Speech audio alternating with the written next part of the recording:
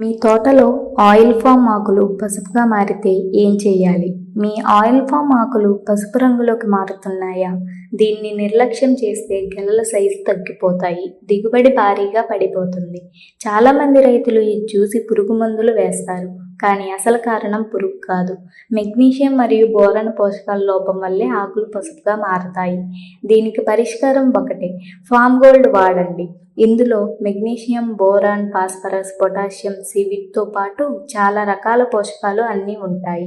ఆకులు మళ్ళీ గాఢపచ్చగా మారతాయి, కిరణజన్య సంయోగం బాగా జరుగుతుంది, గెలల బరువు పెరుగుతాయి. వాడే విధానం: 200 లీటర్ల నీటిలో 5 కిలోలు కలిపి డ్రిప్ ద్వారా ఇవ్వండి లేదా మొక్క మొదట్లో పొయ్యండి. తేడా మీరే చూస్తారు. మరిన్ని వివరాల కోసం 9347822643 నెంబర్కు కాల్ చేయండి.